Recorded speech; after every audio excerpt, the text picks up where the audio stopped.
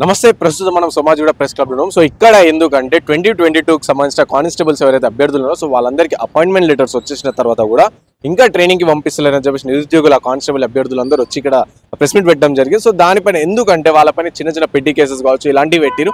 So మా తర్వాత మా ఎన్నుకున్న ఎవరైతే మీ మెరిట్ స్టూడెంట్స్ సో మా ఎన్నుకున్న వాళ్ళని కూడా పంపించి కానీ మమ్మల్ని పంపించడానికి చిన్న చిన్న కేసెస్ ఉన్నాయని చెప్పేసి నిరుద్యోగులు అంటున్న పరిస్థితి. సో మాట్లాడదాం దీనిపైన మాట్లాడానికి ఓవి శంకర్ ఉన్నారు మనతో. అన్న నమస్తే. అన్న నమస్తే అన్న, ముందుగా ఎప్పుడైనా ఈ 2022 అభ్యర్థులు ఎవరైతే ఉన్నారో సో వీళ్ళని కేసెస్ కొన్ని కేసెస్ ఉన్నాయని చెప్పేసి వీళ్ళని ఆపారు. సో వీళ్ళేమో మమ్మల్ని కావాలని పంపిస్తలేరని చెప్పి వీడు అంటారు. మీరేమంటారు? ఈ రాష్ట్రంలో అత్యున్నత స్థానమైన ముఖ్యమంత్రి పోస్టు, ముఖ్యమంత్రి మీదనే కేసు ఉంది.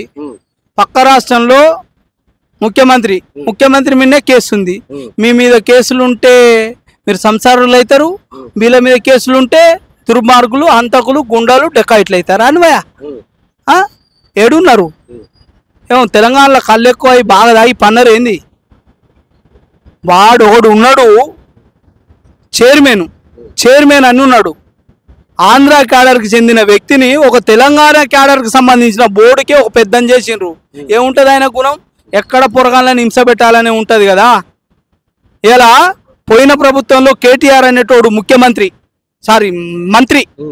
మంత్రి ఓరల్గా ఆదేశాలు ఇచ్చిండంట.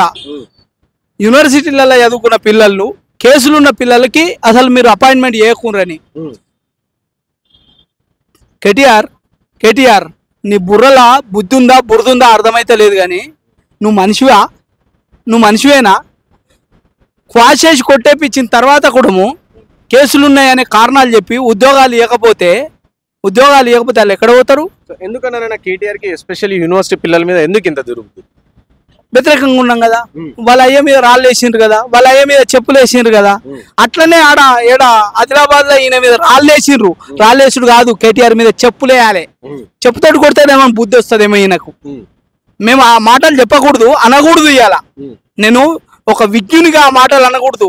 మరి మన జీవితం కదా. పోలీసు ఉద్యోగానికి తెల్లందాకా పొద్దుందాకా కష్టపడి నెలల తరబడి ఫిజికల్ ఫిట్నెస్ కి సంబంధించిన ట్రైనింగ్లు తీసుకొని కోచింగ్లు తీసుకొని ఇలా నువ్వు పెట్టిన ఎగ్జామ్లో పాస్ అయితే ఉద్యోగం ఏవా?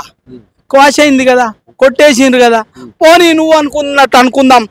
నేను ఇవాళ Srinivasa Rao board member chairman Srinivasa Rao ఇవాళ అడుగుతున్నా. నేను ఇవాళ వాళ్ళేమన్నా గుండాల, డెకాయిట్సా, ఉగ్రవాదుల, హంతకుల, చిన్న పిట్ కేసులకు క్వాష్ చేసి నీకు హైకోర్టు తీర్పిస్తే ఏం పుట్టింది పిల్లగాళ్ళని సెలెక్ట్ చేయడానికి? నువ్వేం అవినీతి చేయలే, నువ్వేం తప్పులు చేయలే. సో గత ప్రభుత్వం అంటే ఓకే, ఈ ప్రభుత్వం కూడా అలాగే చేస్తుంది అనుకోవచ్చా? ఎస్, బరాబరి. ఆ ప్రభుత్వం అడుగులకు మడుగులు ఎత్తుతుంది. ఈ ప్రభుత్వం ఇన్ని రోజుల పిల్లలకి, విద్యార్థులకి, నిరుద్యోగులకి ఎందుకు ట్రైనింగ్ పంపుతలేవు? ఏం సమస్య ఉంది? ఆర్డర్ ఏనికి రాదా?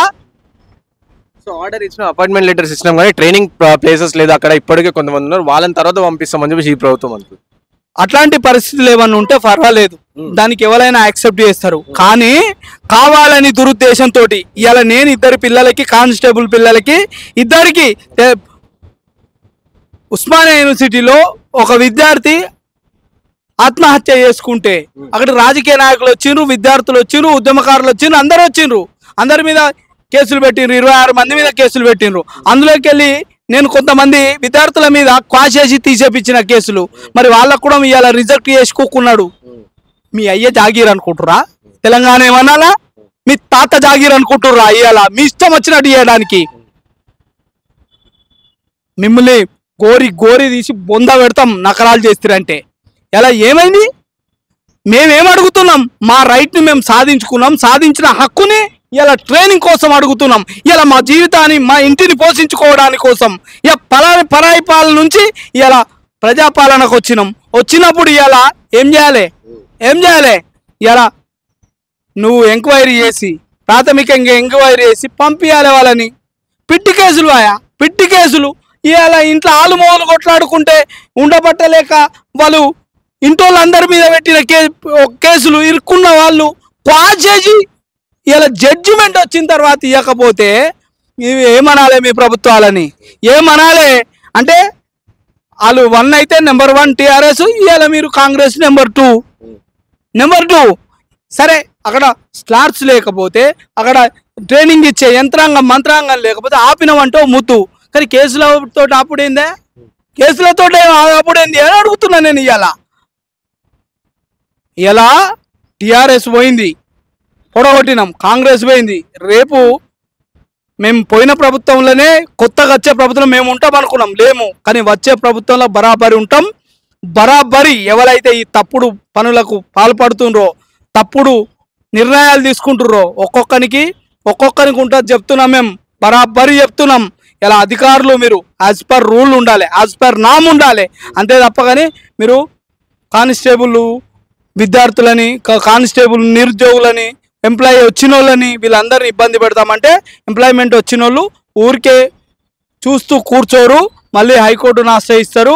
ఈ ప్రభుత్వానికి ఇక రేపటి పార్లమెంటు రిజల్ట్ చూస్తారు మీరు, రేపు స్థానిక సంస్థలు ఇంకా అద్భుతంగా చూస్తారు. అది అందుకని ఈ గవర్నమెంట్కు మేము ప్రజాప్రభుత్వం అన్న కాంగ్రెస్ ప్రభుత్వం ఇకనన్నా ఎలక్షన్స్ అయిపోయినాయి. మీరు సభలు, సమావేశాలు, మంత్రివర్గ సమావేశాలు పెట్టుకోవడానికి టైం దొరుకుతుంది, కానీ ప్రజల సమస్యలు వినడానికి మీకు టైం దొరకదా?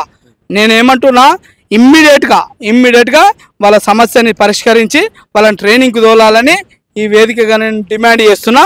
వాళ్ళ పక్షాన మెరిగిన వాళ్ళకి న్యాయం చేయకపోతే వాళ్ళ పక్షాన నిలబడి బరాబరి కొట్లాడతాం. ఇలా మేము ఎప్పుడు మీరు క్యాచ్ డాగులు, రాజకీయ నాయకులు అంతా కాచ్ డాగులు, మేము వాచ్ డాగులం. ఇవాళ తెలంగాణ తెచ్చుకున్నాం, దాన్ని ఎట్లా కాపాడుకోవాలి, ఎట్లా నిలబెట్టుకోవాలి అనేది మాకు తెలుసు. కాబట్టి వాళ్ళకి వెంటనే ఉద్యోగ నియామక పత్రాలు ఇచ్చిండ్రు, వాళ్ళకి ట్రైనింగ్కి పంపాలి. ఇయ్యని వాళ్ళు కేసులు ఏమైనా ఉంటే వాళ్ళ క్వాషెస్ హైకోర్టులో క్వాష్ చేస్తే కేసులు పోయినాయి కాబట్టి, జడ్జిమెంట్ వచ్చింది కాబట్టి వాళ్ళను కూడా విధిగా నియామకాలు చేయాలి. లేదు అంటే వాళ్ళ జీవితాలు ఆగమవుతాయి. ఒక్క మేధావి మౌనం ఈ దేశానికి ఎంత ప్రమాదమో అలాంటి మేధావులే వాళ్ళు. ఇలా వాళ్ళ కుటుంబాలు రోడ్ల పడే ప్రమాదం ఉంది. కాబట్టి వెంటనే వాళ్ళని ఉద్యోగాలకు తీసుకొని ట్రైనింగ్ పంపాలని డిమాండ్ చేస్తున్నా.